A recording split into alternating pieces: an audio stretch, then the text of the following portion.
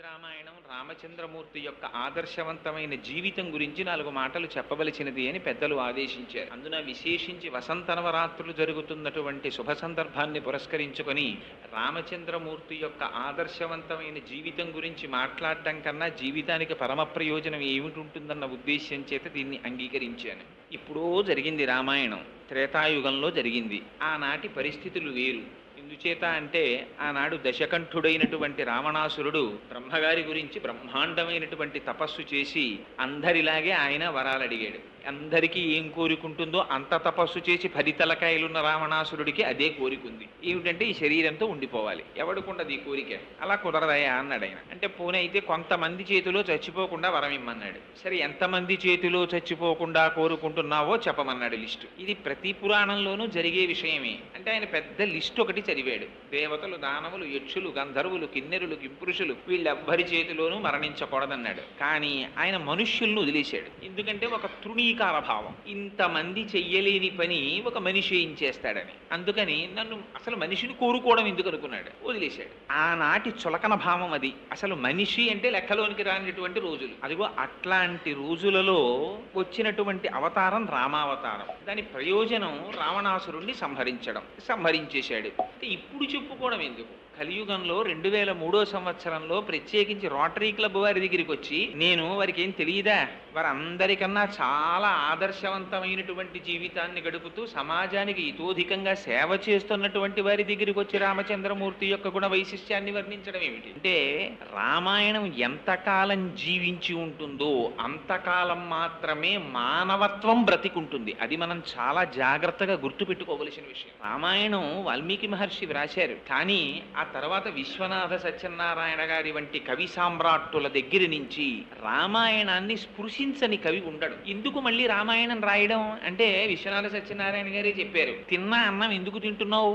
నిన్న తినలా అన్నం, పొద్దున్న తినలా అన్నం, మళ్ళీ సాయంకాలం అన్నం ఎందుకు అంటే, అన్నం లేకపోతే బ్రతకవు కనుక.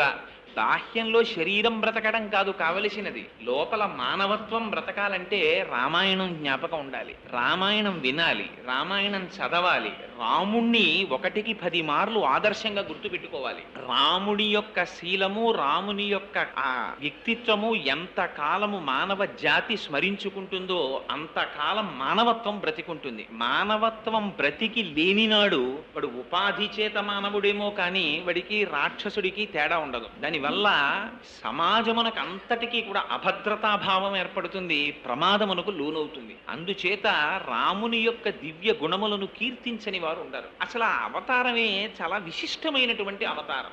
మిగిలిన అవతారాల్లో ఎప్పుడెప్పుడైనా ప్రపంచానికి మనుగడకి ప్రమాదం ఏర్పడితే సాధారణంగా మీరు ఏ పురాణం జరగండి ఒకటే జరుగుతూ ఉంటుంది. అందరూ బాధపడే వాళ్ళందరూ భూలోకంలో ఉంటారు. వాళ్ళందరి దగ్గరికి భూదేవి వస్తుంది. వచ్చి నన్ను చాలా ఇబ్బంది పెడుతున్నారయా రాక్షసుల పరిపాలనలో అంటుంది. సరే, ఏం చేద్దామని వీళ్ళందరూ కలిసి బ్రహ్మగారి దగ్గరికి ఎడతారు. మొట్టమొదట ఆయన కన్సల్టెంట్ ఫిజిషియన్ లాంటి వాడు. ఆయన దగ్గరికి ఎడితే మొదట వ్యాధి ఏమిటో ఆయన నిర్ణయిస్తాడు, ఆ తరువాత స్పెషలిస్ట్కి రిఫర్ చేస్తాడు. బ్రహ్మగారు ఎప్పుడు కూడా ఇది ఉపాయం అని ఆయన చెప్పరు. మీరు కావాలంటే ఏ పురాణం చూడండి, అందులో ఉన్న అంతర్లీనమైన విషయం ఒకటే ఉంటుంది. ఈ బ్రహ్మగారు శివుడు కలిసి అందరూ కలిసి రాక్షస సంహారానికి విష్ణువు దగ్గరికి ఎడతారు. ఆయన స్థితికారుడు, వరాలు ఇవ్వడం బ్రహ్మగారు ఇచ్చేస్తుంటారు. అందరు తపస్సు చేసే వాళ్ళందరూ బ్రహ్మగారి గురించి చేస్తారు. ఇది విచిత్రం. అసలు చేస్తే ఆయన ఎవరిని ఏం కన్సల్ట్ చేయరు. ఆయన హంసవాహనం మీద ఎడతారు. వెడితే ఏం కావాలని అడుగుతారు. ఎప్పుడూ ఒకటే కోరిక అందరిది. మీరు ఏ రాక్షసుడి కథ చదవండి, వాడికి కనపడగానే వాడు ఏమడుగుతాడంటే, నాకు మరణం ఉండకూడదని అడుగుతాడు. అనగానే బ్రహ్మగారు అంటారు, అలా కుదరదయ్యా అంటారు. వచ్చిన జాతస్య హిద్రుహో మృత్యు ధ్రువం జన్మ మృతస్య చ, వచ్చినవాడు వెళ్ళిపోక తప్పదు, ఇంకో విషయం అడుగంటాడు. వాడు అడగడు. వాడు మోక్షం కావాలని అడగడు, భక్తి కావాలని అడగడు. పోనీ వీళ్ళ చేతిలో చచ్చిపోకుండా వరం ఇస్తావా అంటాడు. అలాగే ఇచ్చానంటాడు ఆయన. వీడు సంతోషపడిపోతాడు, ఆయన వెళ్ళిపోతాడు. ఇంతే. ఎక్కడ మీరు ఏ పురాణం జరిగినా ఇదే ఉంటుంది. ఎందుకు అలా రాయడం అంటే, దాని వెనకాతల రహస్యం అంతా ఉంది. ఈయన వెళ్ళిపోయిన తర్వాత వాడికి గర్వం వస్తుంది. వాడు చేసింది తపస్సు, ప్రత్యక్షమైంది బ్రహ్మగారు, పుచ్చుకున్నది వరాలు, వెంటనే గర్వం వచ్చి నన్ను చంపేవాళ్ళు లేడని వాడు నిర్ణయానికి వస్తాడు. వచ్చి ఇంకక్కడి నుంచి అల్లరి ప్రారంభిస్తాడు. మొదట ఎవరి మీద కన్ను పడుతుందంటే, పాపం ఇంద్రుడు ఒక ఆయన దొరుకుతాడు. అందరూ ఆ ఇంద్రుడి మీద కడతారు. వెళ్ళి ఆ ఇంద్రుడి యొక్క రాజ్యాన్ని వశం చేసుకుంటారు. ఎందుకంటే అది ఇరాక్ లాంటిది. అక్కడ ఆయిల్ ఉందని బుష్ వెళ్ళినట్టే అది అమరావతి. మీకు కథ మారుతుంది, జీవితాలు ఎప్పుడూ అలాగే ఉంటాయి. అందుకని వీడి దగ్గర అస్త్ర సంపద ఉంది కాబట్టి వాడు అమరావతి మీద కడతాడు. వెళ్ళి ఇంద్రుడిని రావణాసురుణ్ణి రాజ్యభ్రష్టుణ్ణి చేస్తాడు, చేసి ఆక్రమించుకుంటాడు. అప్పుడు భూలోకంలో ఉన్న వాళ్ళకి దేవలోకంలో ఉన్న వాళ్ళు కలుస్తారు. కలిసి వీళ్ళందరూ మొరబెట్టుకుంటారు స్థితికారుడైన శ్రీ మహావిష్ణువుతో, స్వామి నువ్వు ఎప్పుడు వస్తావయ్యా, ఈయన చాలా అల్లరి చేస్తున్నాడు అంటారు. ఆ లిస్ట్ ఏమిటని ఆయన బ్రహ్మగారిని అడుగుతాడు. అడిగితే బ్రహ్మగారు చెప్తారు, ఇదిగో ఏదో ఆయన అడిగాడండి, మనుష్యుడి చేతిలో చచ్చిపోను, పగలు చచ్చిపోను, రాత్రి చచ్చిపోను, ఇంట్లో చచ్చిపోను, బయట చచ్చిపోను, గోళ్ళు ఉన్నవాడితో చచ్చిపోను, గోళ్ళు లేని వాడితో చచ్చిపోను, ఇలా ఓ పెద్ద లిస్ట్ అడిగాడు, ఇచ్చానంటాడు. మీరు ఎప్పుడైనా చూడండి విష్ణువు బ్రహ్మగారిని దెబ్బలాడ్డావు, నువ్వు ఎందుకు ఇచ్చావు ఈ వరాలు అసలు అని అడగడం. ఆయన ఎగ్జామ్షన్ ఆలోచిస్తాడు. ఇంట్లో చచ్చిపోకూడదు, బయట చచ్చిపోకూడదు, గడప కదా, పగలు చచ్చిపోకూడదు, రాత్రి చచ్చిపోకూడదు, అసుర సంధ్య వేళ కదా, మనిషి చేతిలో చావకూడదు, జంతువుల చేతిలో చావకూడదు, మనిషి జంతువు కాని నృసింహావతారం కదా, ఇన్ని ఆలోచించి ఆయన వస్తారు. వచ్చి ఇన్ని కోరికలు వినివాడు చచ్చిపోతాడు. అది విచిత్రం. దీనికి అవతారాలు వస్తాయి. వీడు ఇంత తపస్సు చేసి సాధించేది ఏమిట్రా అంటే చిట్ట చివరికి ఎవడైనా ఇలాగే పోతుంటాడు. అలాగే రావణాసురుడు పోయాడు. అయితే రామచంద్రమూర్తి అవతారం మాత్రం విచిత్రం. ఎందుకనంటే అసలు ఎవరెళ్ళి అడగలేదు విష్ణువుని, ఓ శ్రీ మహావిష్ణువా నువ్వు వచ్చి మమ్మల్ని రక్షించమని అడిగిన వాళ్ళు లేరు. కేవలంగా దశరథ మహారాజు గారు నాకు కొడుకులు లేరు, కొడుకుని కనాలి అని చెప్పి ఆయనకు ఒక కోరిక కలిగింది. కోరిక కలిగి ఒక పెద్ద అశ్వమేధ యాగం అనేటటువంటి యాగాన్ని మొదలెట్టాడు. యాగాన్ని మొదలెట్టిన తరువాత ఓ పెళ్లికి వెళ్ళామనుకోండి, నలుగురు కలుస్తారు, అందరికీ కామన్ సబ్జెక్ట్ ఏదో దొరుకుతుంది, దాని మీద చర్చ చేస్తారు. అలాగే అక్కడికి వచ్చినటువంటి వాళ్ళందరూ కూర్చుని వాళ్ళందరికీ ఆనాడు పడుతున్నటువంటి బాధల గురించి మాట్లాడుకుంటున్నారు. ఏమిటా బాధ అంటే రావణాసురుడు పెట్టేటటువంటి బాధే. చాలా ఇబ్బంది పెట్టేస్తున్నాడండి అంటే, వాయు అన్నాడు నన్ను గట్టిగా వీచనివ్వట్లేదన్నాడు, సూర్యుడు అన్నాడు నన్ను గట్టిగా ప్రకాశించనివ్వడన్నాడు, నీరెంది నన్ను ఇంతకన్నా ప్రవహించకూడదు అంటున్నాడంది. ఇలా ఎవరి బాధలు వాళ్ళు చెప్పుకుంటున్నారు. ఇంతలో బ్రహ్మగారు వచ్చారు పైనుంచి. బ్రహ్మగారంటే ఇంటి పెద్ద. ఆయన్ని చూడగానే అందరూ లేచి నిలబడి నమస్కారం చేశారు. నమస్కారం చేసి ఓ మాట చెప్పారు, భగవంత ప్రసాదేన రావణో నామరాక్షస సర్వాన్నో బాధతే వీర్యఛాసితం తన్న శక్నుమః. స్వామి మీరు వరాలు ఇచ్చారు కదా, రావణాసురుడు మమ్మల్ని చాలా బాధ పెట్టేస్తున్నాడండి అన్నారు. అంటే బ్రహ్మగారు అన్నారు, నాకు తెలిసయ్యా, ఇచ్చింది నేనే కదా వరం, వాడు చాలా బాధ పెడుతున్నాడన్న విషయం కూడా నాకు తెలుసు, కానీ వాడిని నిర్జించడానికి శ్రీ మహావిష్ణువు వస్తారు, కంగారు పడకండి. ఎప్పుడెప్పుడు భాగవతులు బాధపడతారో ఆనాడు భగవానుడు వస్తాడు. అనేంతలో ఏతస్మిన్నంతరే విష్ణు రూపయాతో మహాద్యుతి శంఖచక్ర గదాపాణి పీతవాస జగత్పతి అన్నారు వాల్మీకి మహర్షి. అంతటా ఉన్నవాడే విష్ణువు లేకపోవడం ఉండదు. ఇప్పుడు కూడా ఉన్నాడు ఆయన, ఇదంతటా ఉన్నాడు. ఉన్నవాడే అక్కడ కనపడ్డాడు ప్రకటంగా. కరచరణాదులతో ఆవిర్భవించాడు. ఆవిర్భవించి వరం ఇచ్చాడు. ఏమని వరం?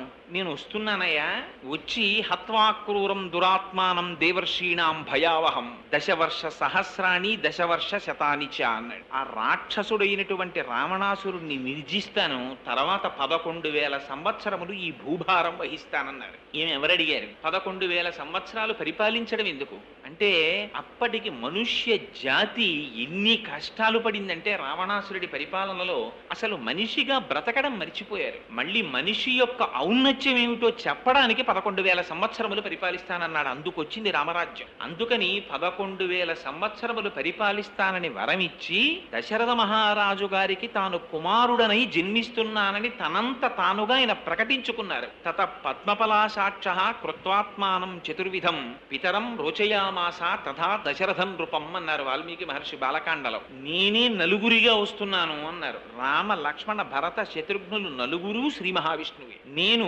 దశరథ మహారాజు గారిని తండ్రిగా వరించి వస్తున్నాను అన్నారు. అందుకని ఆయనకి దాశరథి అని పిలిస్తే చాలా సంతోషంట. మనకి రాముడు నేర్పినటువంటి మొట్టమొదటి పాఠం జీవితంలో గుర్తు పెట్టుకోవలసింది ఇది. మనకి ఒక లక్షణం ఉంటుంది, మనకంటే మీ వంటి పెద్దలకి కాదు, నా వంటి వాడిని దృష్టిలో పెట్టుకుని వినండి. తను వృద్ధిలోకి వచ్చాడు అనుకోండి, తన గురించి చెప్తే సంతోషం. తనని కన్నవాడు ఒక ఎలిమెంటరీ స్కూల్ హెడ్ మాస్టర్ గారు అనుకోండి, ఆ తండ్రి గారి పేరు చెప్పడానికి కొంచెం సిగ్గుపడతాడు. బురదలోంచి తామర పువ్వు పుడుతుంది, కానీ బురదలోనే ఉంటుంది. బురదలో ఉండడం గర్వకారణంగా ఫీల్ అవుతుంది తప్ప తన తండ్రి గురించి చెప్పడానికి సిగ్గుపడే వాళ్ళు ఉన్నారు దేశంలో. తన తల్లి గురించి చెప్పుకోవడానికి సిగ్గుపడే వాళ్ళు ఉన్నారు దేశంలో. తన మామగారి పేరు చెప్పడానికి సిగ్గుపడే ఆడబడుచులున్నారు ఈ దేశంలో. తన అత్తగారి గురించి చెప్పుకోవడానికి సిగ్గుపడే ఆడవాళ్ళు ఉన్నారు ఈ దేశంలో. రామాయణం చదివితే ఈ సిగ్గు పోతుంది. తను మనిషి పుట్టినందుకు తనని తాను ఎలా 10 మందిలో చెప్పుకోవాలో అర్థం అవుతుంది. తన తండ్రి గురించి ముందు చెప్పుకున్నాడు దాశరథి అని. అందుకే రామదాసు గారు దాశరథి శతకం రాస్తే పద్యాలు రాసిన వాటికి మకుటం దొరకదండి, ఇంకొక మకుటం పెట్టలా. దాశరథి కరుణాపయోనిధి అని పిలిచారు. దశరథ మహారాజు గారి కుమారుడా అని పిలిస్తే ఆయన ఉలిక్కి పడి చూస్తాట. ఆ తండ్రి పేరు చెప్తే అంత ఇష్టం. ఎందుకని? రాముడికి ఇష్టమని కాదు అక్కడ అర్థం. మనిషిగా పుట్టినవాడు గుర్తు పెట్టుకోవలసిన మొట్టమొదటి లక్షణం తన తండ్రిని గౌరవించడం, తన తల్లిని గౌరవించడం. అందుకే సంధ్యావందనం మీరు చేస్తే సంధ్యావందనంలో దిగ్దేవతా నమస్కారం అని ఒకటి ఉంటుంది. అందులో మాతృభ్యో నమః పితృభ్యో నమః అని తల్లికి తండ్రికి నమస్కారం చేయిస్తారు. ఈ జాతికి ఒక లక్షణం ఉంది. తన ఇంట్లో శుభకార్యం అయితే ముందు తల్లిదండ్రులకి బట్టలు పెట్టి పీటల మీద కూర్చుంటాడు. తన కొడుక్కి పెళ్లి చేస్తున్న తల్లిదండ్రులుంటే తన పేరు వేయించుకోడు, తల్లిదండ్రుల పేరు వేయిస్తాడు శుభలేఖలో. వారు శుభలేఖలో పేరుతో ఉండి మా కుమారుడైన చిరంజీవి చాగంటి కోటేశ్వరరావు యొక్క కుమారుడు మా మనుమనికి వివాహం జరుగుతోంది, మీరు రండని పిలుస్తారు. అలా పిలవడం తనకి అదృష్ట హేతువుగా భావిస్తాడు. ఇది రామాయణం నేర్పింది, రాముడు నేర్పాడు. రామాయణం ఎందుకండి చదవడం, రామాయణం ఎందుకు వినడం? రామాయణం అంటే అసలు వాల్మీకి మహర్షి పెట్టుకున్న పేరు రామాయణం కాదు. ఆయన పెట్టుకున్న పేరు సీతాయాశ్చరితం మహత్ పౌలస్త్య వధ. ఇది ఆయన పెట్టుకున్న పేరు. కానీ దాన్ని రామాయణం చేశారు తరువాత. ఇవాళ ఏమండి సీతాయాశ్చరితం మహత్ చెప్తాను నేను అంటే అది ఏ పుస్తకం అండి అని అడుగుతారు చాలా మంది. కానీ రామాయణం చెప్తున్నారండి అంటే వెంటనే అర్థం అవుతుంది ఎక్కడి నుంచి వచ్చింది ఈ పేరు. ఆయనము అంటే కదలిక అని అర్థం. కాలం రెండుగా కదులుతుంది. అదే ఉత్తరాయణము దక్షిణాయనము అని మనం పిలుస్తూ ఉంటాం. ఆయనం అంటే కదలిక, రాముడి కదలికట రామాయణం అంటే. ఏమిటి రాముడి కదలికకి అంత గొప్పతనం ఏమిటి? మనం కదలటల్లా, మన కాలు తీసి అలా వేస్తే కదలిక. కానీ రాముడు కదిలితే రామాయణం అని దాన్ని ప్రత్యేకం పిలిచారు. ఏం అలా పిలవడం ఎందుకు? రాముడి కదలికలో ఒక గొప్పతనం ఉంది. మన కదలిక లాంటి కదలిక కాదు రాముడి కదలిక. రాముడు ఒక కాలు తీసి వేస్తే సత్యం, ఇంకొక కాలు తీసి వేస్తే ధర్మం. సత్యాన్ని ధర్మాన్ని రెండు పాదములుగా పెట్టుకుని నడిచాడు ఆయన. ప్రతి మనిషి ఇలా నడవాలనేటటువంటిది రాముని యొక్క జీవితంలో ఉన్న సందేశం. అందుకే రాముడికి మిగిలిన వాటితో సంబంధం ఉండదు. రాముడికి కావలసింది జీవితంలో ఎప్పుడూ సత్యము ధర్మమే. ఇది ఎక్కడ ప్రారంభమైందో తెలుసా అండి విచిత్రం? బాలకాండలో దశరథ మహారాజు గారు కూర్చున్నారు. కూర్చుని కొడుక్కి పెళ్లి చేయాలని ఆయనకు ఆలోచన వచ్చింది. ఆలోచన వచ్చి మంత్రులతోటి దగ్గర ఉన్నటువంటి ఋషులతోటి వశిష్ఠ మహర్షితోటి మాట్లాడుతూ ఒక మాట అన్నారు. నాకు పిల్లలు పుట్టారు, 9 కుమారులు, వాళ్ళకి యుక్త వయస్సు వచ్చింది, వివాహం చేద్దాం అనుకుంటున్నాను అన్నారు. ఇలా ఆయన అన్నారు. తస్య చింతయమానస్య మంత్రి మధ్యే మహాత్మనః అభ్యాగచ్చన్ మహాతేజ విశ్వామిత్రో మహారుషి అన్నారు వాల్మీకి. ఇలా అనుకున్నారయ్యా పెళ్లి చేద్దామని, విశ్వామిత్రుడు వచ్చాడన్నారు. వెంటనే అక్కడ ద్వారపాలకులు పరిగెత్తుకొచ్చి మహాప్రభో విశ్వామిత్రుడు వచ్చాడన్నారు. విశ్వామిత్రుడు అంటే అప్పటి వరకు కోపానికి ప్రతీక, శాపానికి ప్రతీక. భయపడి దశరథ మహారాజు గారు పరిగెత్తుకుంటూ వెళ్ళారు, పాదోదకం ఇచ్చారు, తీసుకొచ్చారు, ఉచితాసనం మీద కూర్చోపెట్టారు. అసలు అడగల విశ్వామిత్రుడు ఏమీ నోరు విప్పి.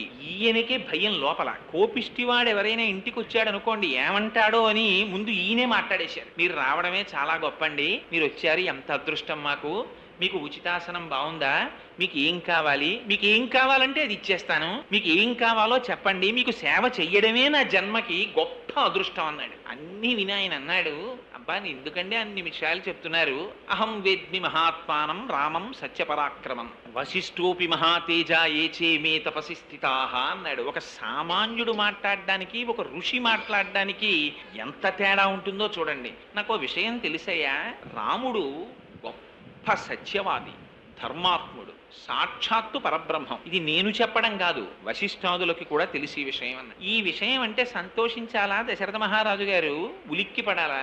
ఆయన ఉలిక్కి పడ్డాడు. కొంపతీసి రాముణ్ణి పొగుడుతున్నాడు ఏమిటి, ఆయన్ని కానీ ఇమ్మంటాడా ఏమిటని. ఎందుకంటే ఆయనకి పుత్రవాత్సల్యం, కొడుకుని ఇమ్మంటాడేమోనని భయం. అందుకని ఆయన అన్నాడు, ఇవ్వను అని ముందే చెప్తే ఇప్పటిదాకా ఇస్తానన్నామంటాడేమోనని.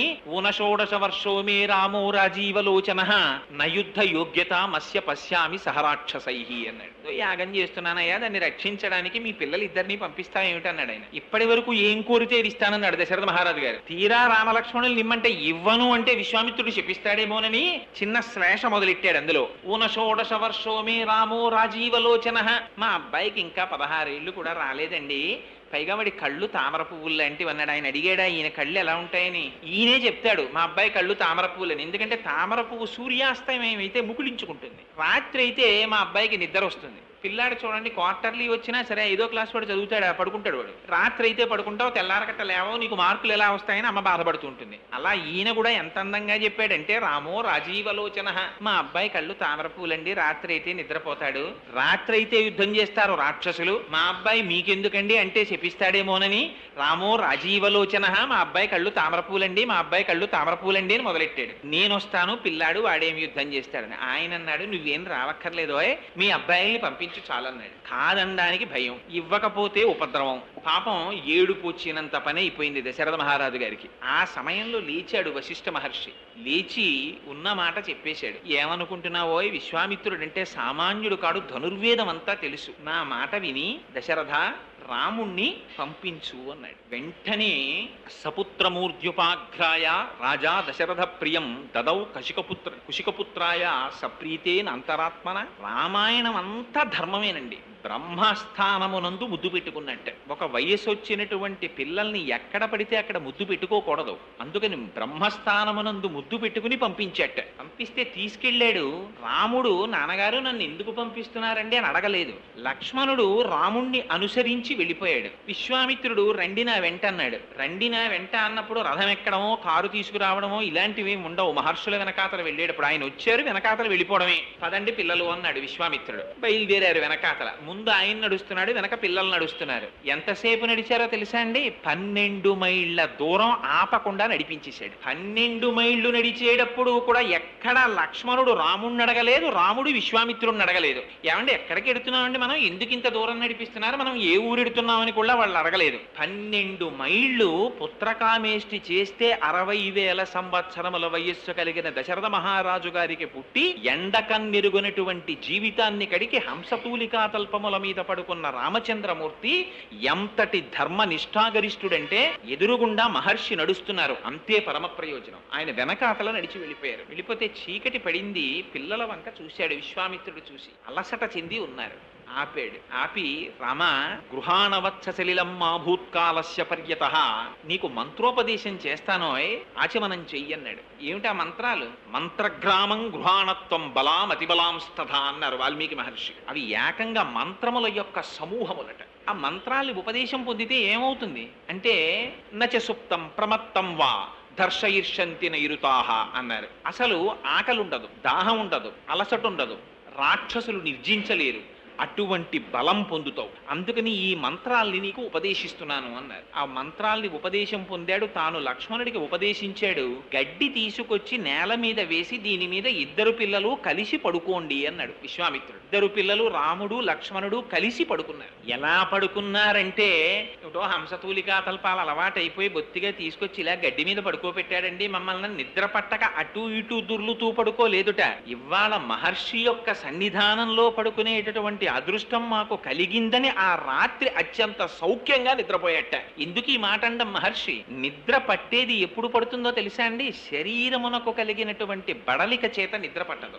మనస్సు ప్రశాంతతని పొందితే నిద్రపడుతుంది. మనస్సు ఒక విషయమునందు రమిస్తూ ఉండిపోయింది అనుకోండి, ఇక నిద్రపట్టదు. ఆ విషయంలో ఉండిపోతుంది మనస్సు. మనస్సు నిద్రపోవడమే నిద్రపోవడం అంతే. మనస్సు ఆత్మలోకి వెళ్ళిపోయింది అనుకోండి, వాడు నిద్రపోయాడంటారు. మనస్సు ఇంకా తెలివిలో ఉందనుకోండి, నిద్ర పట్టలేదంటారు. ఒక్కొక్కడు హంసతూలికా తల్పం మీద పడుకున్నట్టే పడుకుంటాడు. ఇంట్లో ఏసీ ఉంటుంది, దోమలు రాకుండా చక్కగా 5 జెట్ ల్యాంపులు వెలుగుతుంటాయి, చల్లగా ఉంటుంది, 4 ఫోమ్ బెడ్లు వేసుకుంటాడు, డిస్టర్బెన్స్ ఉండదు, హాయిగా పడుకుంటాడు. రాత్రల్లా నిద్ర పట్టలేదంటాడు. ఎందుకు పట్టదు నిద్ర? ఎందుకు పట్టదంటే, మళ్ళీ భారతంలో మహానుభావుడు ధృతరాష్ట్రుడికి చెప్పేశాడు సంజయుడు, నిద్ర పట్టని వాళ్ళ లక్షణాలు ఏమిటో నేను చెప్తాను, నువ్వు వినని. అందుకని కొన్ని విషయాలు ఉన్న వాళ్ళకి నిద్రలు పట్టవు. అందుకని అంత నిద్ర పట్టకపోవడం ఏమిటి అంటే, వాడి మనస్సు నిద్రపోవడానికి ఉద్యుక్తమై లేదనమాట. కానీ గురువు వెంట వెళ్ళినటువంటి రామలక్ష్మణులకి గురువు పట్ల ఎలా ప్రవర్తించాలో మొట్టమొదట చూపించాడు రామచంద్రమూర్తి. గడ్డి వేసి పడుకోపెడితే గడ్డి మీద నిద్రపోయాడు. అంటే గురువు యొక్క శుశ్రూషలో మైమరచిపోయేటటువంటి మనస్తత్వం ఉన్నవాడు తప్ప, గడ్డి మీద నన్ను పడుకోబెట్టారు ఏమిటోనండి, ఎంత గురువు గారు అయితే మాత్రం ఏంటి ఇలా పడుకోబెట్టారు మమ్మల్ని, రాజకుమారులం మేము ఇలా పడుకుంటామా అని అడిగినవాడు కాడు. ఇది రాముడి లక్షణం. గురువుల వెంట వెళ్ళినప్పుడు ఎలా ప్రవర్తించాలో చూపించినటువంటి వాడు రామచంద్రమూర్తి. ఆయన జీవితం అంతా సత్యధర్మాలే. పడుకున్నారు. కౌసల్య సుప్రజారామ పూర్వా సంధ్యా ప్రవర్తతే ఉత్తిష్ట నరశార్దూలా కర్తవ్యం దైవమాత్మికం. ఆ నిద్ర లేపడంలో అందం చూడండి. ఉత్తిష్ట కౌసల్యా సుప్రజారామ లేవబోయ్ నిద్ర అని లేపారు. కానీ లేపినది ఎందుకు లేపారు? పిల్లవాణ్ణి నిద్ర లేపడంలో ఎలా నిద్ర లేపాలో విశ్వామిత్రుడు చూపించాడు, ఎందుకు నిద్ర లేవాలో రాముడు చూపించాడు. నిద్ర లేవడం న్యూస్ పేపర్ చదవడానికి కాదు, నిద్ర లేవడం కాఫీ తాగడానికి కాదు, నిద్ర లేవడం ఇవాళ ఎటువంటి చండాలం పనులు చేయాలో ఆలోచించుకోవడానికి కాదు. ఇలా లేచిన వాడు ఉన్నాడు, రావణాసురుడు నిద్రలేస్తుంటాడు. దీన్ని చూపిస్తారు మహర్షి. వాడు నిద్రలేస్తూనే హా సీత అంటూ మొహం కూడా కడుక్కోకుండా అశోకవనానికి వెళ్ళాడు. ఈయన నిద్రలేస్తూ విశ్వామిత్రుడు చూపిస్తాడండి. కౌసల్యా సుప్రజారామ పూర్వా సంధ్యా ప్రవర్తతే ఉత్తిష్ట నరశార్దూల కర్తవ్యం దైవమాహ్నికం. ఆహ్నికాన్ని ఆచరించాలి రామా, తూర్పు తెల్లవారిపోతోంది, సంధ్యావందనాధికాలు చెయ్యాలి, నిద్రలెమ్మన్నారు. యజ్ఞోపవీతం ఒంటి మీద ఉన్నవాడు నిద్ర లేవడం తూర్పు తెల్లవారక ముందు ఎందుకు నిద్ర లేవాలో చూపించారు మహర్షి. సంధ్యావందనం చేయడానికి లేచాడు రాముడు. లేచి సంధ్యావందనాదులు నిర్వర్తించారు. తాటకని సంహరించవలసి వచ్చింది. సంహరించవలసి వస్తే విశ్వామిత్రుడు పిలిచి చెప్పాడు. ఆయనకి తెలియనటువంటి విషయం లేదు. వశిష్ఠ మహర్షి దగ్గర శుశ్రూష చేసి వేదమంతా నేర్చుకున్నారు. స్త్రీని చంపకూడదు రాజు, కానీ ఆయన పిలిచి అన్నారు, అనుశంసం వా ప్రజారక్షణ కారణాత్ పాతకం వా శీతోషం వా కర్తవ్యం రక్షతా సదా రాజ్యభార నియుక్తానాం దేశధర్మ సనాతన. ఇంతే చెప్పాడు విశ్వామిత్రుడు. ఈ పని చెయ్యడం వల్ల నృశంసం అనుశంసం వా, దానివల్ల పేరు రావచ్చు, అది చాలా అసహ్యకరమైన పని అయ్యి ఉండొచ్చు. కానీ రాజ్యభార నియుక్తానాం దేశధర్మ సనాతన, రాజ్యభారాన్ని వహించినటువంటి రాజు ఈ చేసేటటువంటి పని కృత్యమా అకృత్యమా అని ఆలోచించకుండా ప్రజల్ని రక్షించడం కోసం గోబ్రాహ్మణ హితార్థాయ దేశస్యాయ సుఖాయ చ సంహరించవలసినది. అందుకని స్త్రీ అని చూడకు రామా, సంహరించు అన్నాడు. అంటే రాముడు ఏమన్నాడో తెలుసా అండి? ఒక్కటే మాట చెప్పాడు. పితుర్వచన నిర్దేశాత్ పితుర్వచన కారణాత్ వచనం కౌశికస్యేతి కర్తవ్యమనిశంకయ. మహర్షి, నాకు మా నాన్నగారు మీ వెంట వెళ్ళమని చెప్పారు, మీరు ఏం చెయ్యమని చెప్తే అది చెయ్యమని చెప్పారు. పితుర్వచన నిర్దేశాత్ పితుర్వచన కారణాత్, ఇది రాముడంటే. తండ్రి చెప్పినటువంటి మాట చెయ్యడానికి కొడుకున్నాడు తప్ప తండ్రి ఒక పని చెయ్యమని పంపించిన తరువాత తన స్వప్రజ్ఞతో ఆలోచించిన వాడు కొడుకు కాడు. పితుర్వచన నిర్దేశాత్ పితుర్వచన కారణాత్ వచనం కౌశికస్యేతి. మహర్షి పక్క నుండి చెప్తున్నారు, గురువులు చెప్తున్నారు సంహరించమని. నా బుద్ధితో ప్రమేయం లేదు, సంహరిస్తానన్నాడు. ఇది రాముడంటే. రాముడికి వేదం తెలియదా? రాముడికి బ్రహ్మసూత్రాలు తెలియవా? రాముడికి ఉపనిషత్తులు తెలియవా? కానీ ఒక్క మాట ఎదురు తిరిగి రాముడు ప్రశ్నించలేదు. కానీ అసలు అలా స్త్రీని సంహరిస్తే నాకేమైనా దోషం వస్తుందా అని అడిగినవాడు కాడు రాముడు. గురువు పట్ల ఎలా ప్రవర్తించాలో, తండ్రి పట్ల ఎలా ప్రవర్తించాలో, తండ్రి పక్కన లేకపోయినా తండ్రి మాటని ఎలా అనువర్తించాలో చూపించాడు మహానుభావుడు అని తాటకా సంహారం చేశాడు. సీతా కళ్యాణం దగ్గరికి వెళ్ళారు. వెడితే ఆ ధనస్సుని తీసుకొచ్చి శివధనస్సును అక్కడ పెట్టారు. ఒక్క మాటే అన్నాడు మహానుభావుడు. విశ్వామిత్రుడు ఎక్కువ మాట్లాడలేదండి. వత్స రామ ధనుపశ్య ఇది రాఘవమబ్రవీత్ అంతే అన్నారంతే వాల్మీకి మహర్షి. ఓ రామ, చూడబోయి ఈ శివధనస్సుని అన్నారు. అంటే రాముడు ఏమనాలి? అంతమంది రాక్షసుల్ని సంహరించి వచ్చాడేమో, తన భుజ పరాక్రమం పట్ల తనకి అతిశయం ఉంటే ఏమిటి గురుగారు దీన్ని చూడమంటారు, ఎత్తి అవలేలగా నీ సంధించేస్తానండి అనాలి. అలా అనలేదు రాముడు. ఆయన అన్నారు, ఇదం ధనుర్వరం బ్రహ్మన్ సంస్పృశామిహ పాణిన. గురువుగారు, మీరు దీన్ని చూసి తాకమని చెప్పారు, మీ అనుజ్ఞ అయింది కాబట్టి నేను దీన్ని ఒక్కసారి దర్శించి ముట్టుకుంటాను. యత్నవాంశ్చ భవిష్యామి తొలనే పురణేపివ. దీన్ని నేను సంధించాలని అనుకుంటున్నాను, దీన్ని ఎక్కువ పెట్టాలని అనుకుంటున్నాను, మీరు నాకు అనుజ్ఞ ఇవ్వవలసింది అన్నాడు. ఈ రాముడి వినయ సంపత్తి. తాను ఇంత రాక్షస సంహారం చేసి వచ్చాడు, అయినా ఆయనలో ఇంత అతిశయం ఉండదు. గురువు దగ్గర ఎలా మాట్లాడాలో, తాను ఏం చేసినా అది గురువుల వైభవం అని ఎలా ప్రవర్తించాలో ఈ జాతికి నేర్పాడండి మహానుభావుడు రామచంద్రమూర్తి. అంటే విశ్వామిత్రుడు అన్నాడు, ఆయన బ్రహ్మర్షి. సౌందర్యలహరిలో శంకర భగవత్పాదాచార్యులు అంటారు, జపో జల్ప శిల్పం సకలమపి ముద్రా విరచన అని. బ్రహ్మర్షి స్థితిని పొందినటువంటి వాడు చెయ్యిలా అన్నాడు అనుకోండి, అది ముద్ర అయిపోతుంది. నోటి వెంట ఒక మాట అన్నాడు అనుకోండి, అది సత్యం అయిపోతుంది. ఆయన తిన్నాడు అనుకోండి, యజ్ఞం అయిపోతుంది. ఆయన పడుకుంటే సమాధి అయిపోతుంది. అటువంటి బ్రహ్మర్షి రామ శుభం భూయా, ఎక్కుపెట్టు అన్నాడు అనుకోండి, అది సత్యం అయిపోతుంది. గురువు దగ్గర ఆశీర్వచనాన్ని ఎలా పొందాలో వినయ సంపత్తితో రాముడు నేర్పాడు. అలాగే అన్నాడంతే విశ్వామిత్రుడు. ఎక్కుపెట్టాడు, ధనస్సు విరిగిపోయింది. విరిగిపోతే ఆశ్చర్యకరమైన విషయం ఏమిటంటే, మిగిలిన కవులు ఎలా వర్ణించారంటే, సీతాస్వయంవరం జరుగుతోంది, ఏదో ధనస్సు విరిచేశాడు, వెంటనే సీతమ్మ తెచ్చి రాముడి మెళ్ళలో దండ వేసేసిందని చెప్తారు. వాల్మీకి మహర్షి అలా చెప్పలేదండి. బాలకాండలో ధనస్సుని విరిచేయగానే జనక మహారాజు గారు సింహాసనం మించి లేచి ఒక అద్భుతమైన మాట అన్నాడు. అత్యద్భుతమచింత్యంచ అతర్కితమిదమ్య.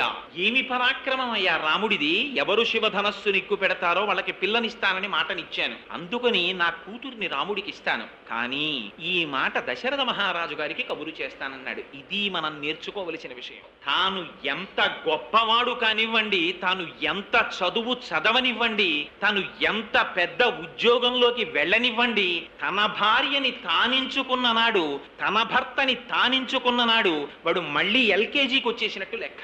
ఎందుచేత, ఎంత స్థితికి వెళ్ళినప్పటికీ తన తల్లిని, తన తండ్రిని, తన గురువుని జ్ఞాపకానికి తెచ్చుకున్నవాడు, ఒక్కొక్క మెట్టు ఎక్కుతున్నవాడు 99 మెట్లెక్కి నాచు మెట్టు మీద కాలు వేసి జారిపోయిన వాడితో సమానం. తండ్రి గౌరవాన్ని నిలబెట్టాడు రామచంద్రమూర్తి. జనకుడు దశరథ మహారాజు గారి ప్రతిష్టని నిలబెట్టాడు. తండ్రికి కబురు చేశారు. ఆ దశరథ మహారాజు గారు వచ్చారు. వచ్చి ఏమి మాట్లాడుకున్నారో తెలుసా అండి? దశరథ మహారాజు గారు, జనక మహారాజు గారు ఇద్దరు సింహాసనాల మీద కూర్చుని, ఏమండి మీకెంత రాజ్యం ఉంది, మీకెంత రాజ్యం ఉంది, మీ కోశాగారంలో ఎంత డబ్బు ఉంది, మీ కోశాగారంలో ఎంత డబ్బు ఉంది, మీకు పిల్లలెందరు, మాకు పిల్లలెందరు, ఇవి మాట్లాడుకోలేదు. అసలు వాళ్ళిద్దరూ మాట్లాడుకోలా, పురోహితులు మాట్లాడారు. ఎందుకంటే ఆశ్చర్యం ఏమిటంటే, పురోహితుడు అన్నవాడు అబద్ధం ఆడకూడదు. ఎంత ఋషులో చూడండి, యువతల పక్కన విశ్వామిత్రుడున్నాడు, వశిష్ఠుడున్నాడు, అటుపక్కన సాక్షాత్తుగా శతానందుల వారు ఉన్నారు, గౌతమ మహర్షి యొక్క కుమారుడు. ఆయన జనక మహర్షి వంశాన్ని చెప్పారు, ఈయన దశరథ మహారాజు గారి వంశం చెప్పారు. ఈ వంశమునకు ఈ వంశము సరిపోయిందన్నారు. చూడవలసినది అది. మనకి నేర్పిందండి రామాయణం, ఎలా బ్రతకాలో నేర్పింది. మేము 70,000 మీద ఉన్నాం, వాళ్ళు అంతలో ఉన్నారా అని అడిగినది రామాయణం కాదు, అది మన జాతి కాదు. వాళ్ళు ఎంతలో ఉన్నారని అడగడం, వాళ్ళకి ఆడపిల్లలు ఉన్నారండి అంటే అది ఒక పెద్ద డిస్క్వాలిఫికేషన్ గా భావించడం, ఆడపిల్లలందరూ పెళ్లిళ్ళై దూరంగా వెళ్ళిపోయారా, వాళ్ళకి ఇచ్చేవన్నీ ఇచ్చేశారా, ఒక్కతే ఆడపిల్ల అయితే అన్ని అమ్మాయికే వస్తాయన్నమాట.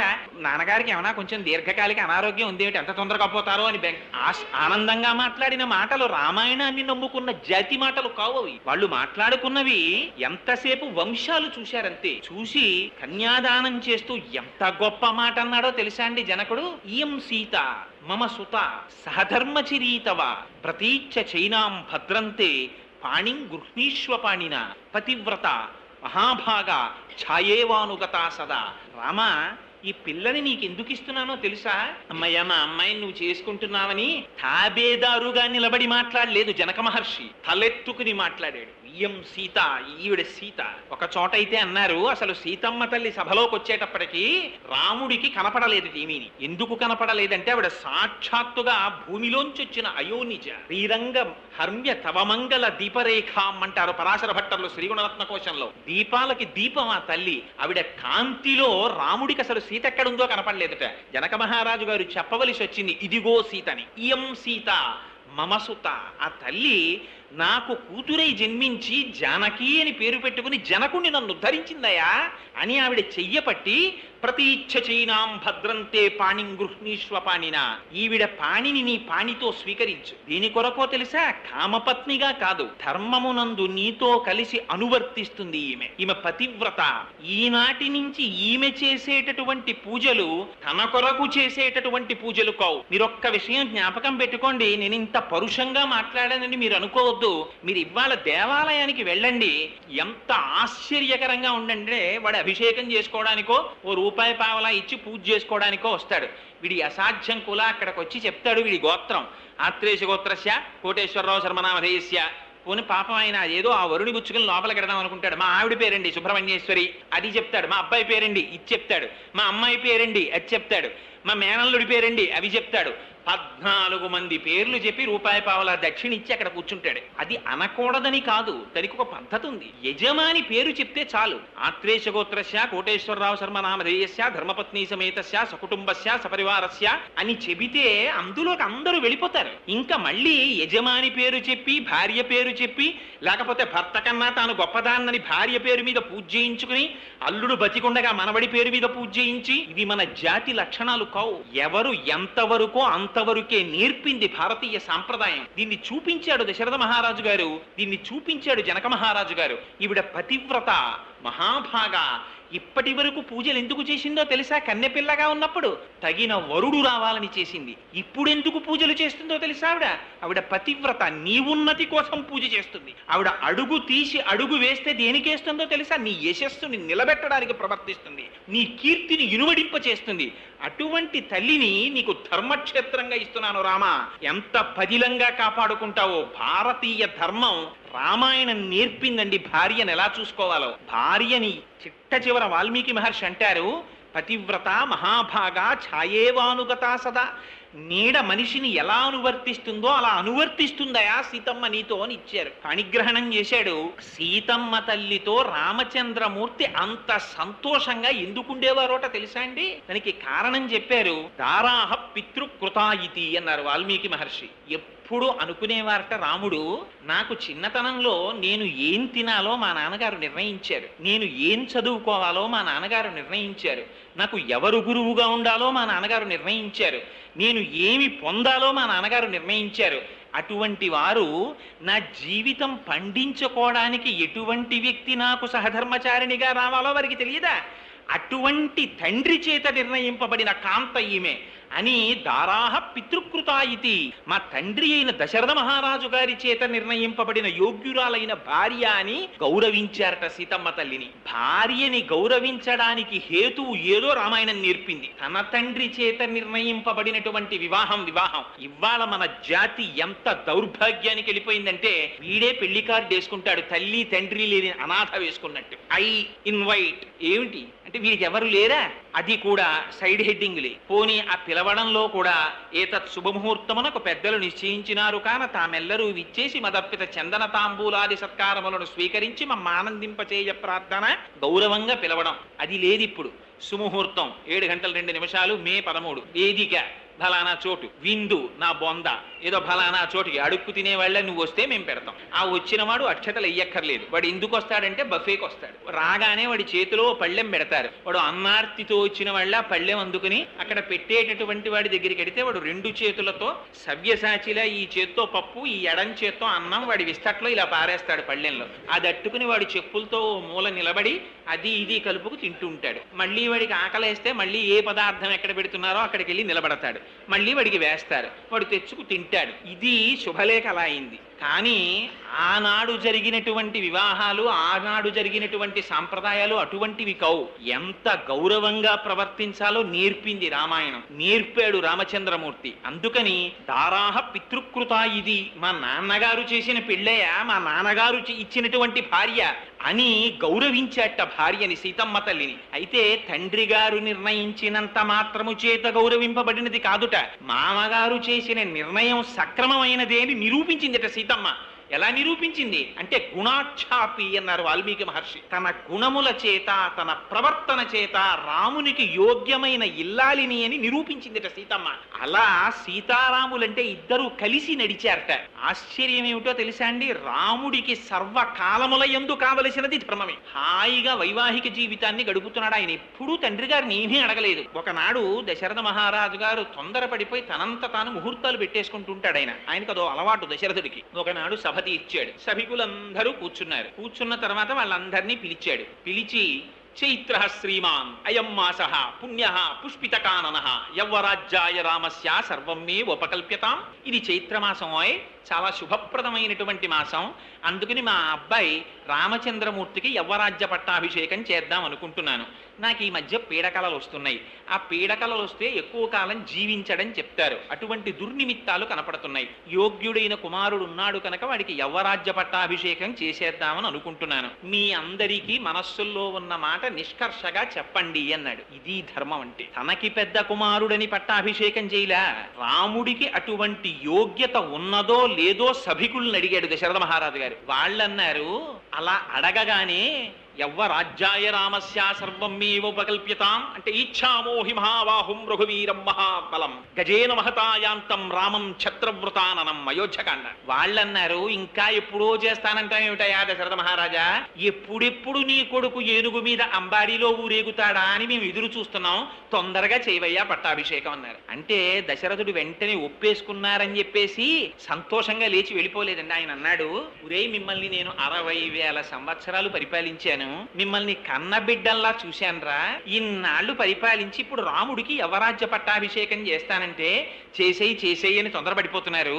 నా పరిపాలనలో మీకు వచ్చిన కష్టం ఏమిటి, రాముడు వస్తే మీకు వచ్చే సుఖం ఏమిటి చెప్పండి రా అన్నారు. ఇది రాముడి ధర్మబద్ధతకి వాల్మీకి మహర్షి ప్రజల చేత ఇప్పించిన తీర్పు. యువరాజు అవడానికి కావలసినటువంటి లక్షణములతో కూడిన వాడై రాముడు ప్రవర్తించాడా లేదా, ఇది ఎవరు నిర్ణయించాలి? తండ్రి కాదు నిర్ణయించవలసినది. ఇది నిర్ణయించవలసిన వారు వాల్మీకి మహర్షి కారు. ఇది నిర్ణయించవలసినటువంటిది వశిష్ఠుడు కాడు. ఇది నిర్ణయించవలసినది కౌసల్య కాదు, ప్రజలు నిర్ణయించాలి. నిర్ణయించడంలో కూడా అందులో తెలివైన వాడు టక్కరివాడు లేచి చెప్పడం కాదు. నిజంగా గుణం ఉంటే కోమాబిళ్ళ ఎలా ఉందే అని అడిగారు అనుకోండి, పిల్లలందరికీ మీరు కోమాబిళ్ళలు పెట్టి పిల్లలందరూ మూకుమ్మడిగా అనాలి, తీయగా ఉంది నాన్నగారండి అని. సాయంకాలం సినిమా టికెట్కి డబ్బులు అడుగుదామన్న ఒక కొడుకే లేచి తీయగా ఉందండి అన్నాడు అనుకోండి, తండ్రికి అనుమానం రావాలి, ఏం మీరనలేదే అని అడగాలి. అందరూ అంటే అది తీర్పు కింద లెక్క, స్పాంటేనియస్ గా రావాలి అందరి నోటి వెంట. ఇది దశరథుడు కోరుకున్నది. అందరూ లేచి ఒకటే మాట అన్నారు, వ్యసనేషు మనుష్యాణం భృశం భవతి దుఃఖితః ఉత్సవేషు చ సర్వేషు పితేవ పరితుష్యతి. ఇదయా రాముడికున్న గుణం. రాముడంటే ఏమనుకుంటున్నావు? వ్యసనేషు మనుష్యాణం భృశం భవతి దుఃఖితః. రాముడు ఎంత గొప్పవాడంటే తన రాజ్యంలో ఉండేటటువంటి వారికి ఏదైనా కష్టం కలిగితే తల్లి ఏడిచినట్టు ఏడుస్తూనే ఉంటాడు. తన రాజ్యంలో ఉన్న ప్రజలకి సుఖం కలిగితే తండ్రి ఆనందించినట్టు ఆనందిస్తాడన్నాడు. ఏమిటి తల్లి ఏడిచినట్టు ఏడవడం ఏమిటి, తండ్రి ఆనందించినట్టు ఆనందించడం ఏమిటి? ఈ రెండు తల్లి ఆనందించదా, తండ్రి బాధపడడా? మరి ఇలా ఎందుకు మాట్లాడినట్టు? దీనికి మహానుభావులు అప్పలాచార్య స్వామి వారు అద్భుతమైన వ్యాఖ్య రాశారు ఈ శ్లోకానికి. ఆయన అన్నారు, తల్లి ఏడవడం అంటే ఎప్పుడూ ఏడుస్తూనే ఉంటుంది పిల్లాడికి వచ్చిన కష్టానికి. దానికి ఎంత గొప్ప ఉదాహరణ రాశారంటే, ఒకనాడు ఒక తల్లి ఒక చంటి పిల్లవాడిని ఒళ్ళో పెట్టుకుని పక్క ఇంటి ఆవిడ వచ్చి మాట్లాడుతుండగా కబుర్లలో ఉండిపోగా ఈ పిల్లవాడు పాకుతూ వెళ్లి పక్కనే ఉన్నటువంటి బావిలో పడిపోయాడు. ఈ తల్లి పక్కనున్న ఆవిడతో మాట్లాడుతూ పిల్లవాడు పడిపోయాడనేటటువంటి విషయాన్ని తర్వాత గమనించినదై పెద్ద పెట్టిన కేకలు వేస్తే ఇరుగు పొరుగు వారు వచ్చి ఆ పిల్లవాడిని పైకి తీశారు. వాడు రక్షింపబడ్డాడు. ఒక 25 సంవత్సరముల తర్వాత ఏ తల్లితో కబుర్లాడుతుండగా ఈ పిల్లవాడు నూతులో పడిపోయాడో ఆ తల్లి మళ్ళీ ఒకనాడు ఇంకొక ఊర్లో వీళ్ళకి తటస్థించింది. ఓహో నువ్వా అంటే నువ్వా అనుకుని ఇద్దరు మళ్ళీ ఈవిడింటికి వచ్చారు, కూర్చున్నారు. అరుగు మీద మాట్లాడుకుంటున్నారు. 25 సంవత్సరముల క్రితం పిల్లవాడిగా ఉండగా నూతులో పడిపోయిన వాడు ఇప్పుడు అంత వాడై పెద్ద సూటు బూటు హ్యాటు వేసుకుని కారులోంచి తిరిగి ఇంట్లోకి వెళ్ళిపోతున్నాడు. ఈ కూర్చున్న అమ్మలక్కంది,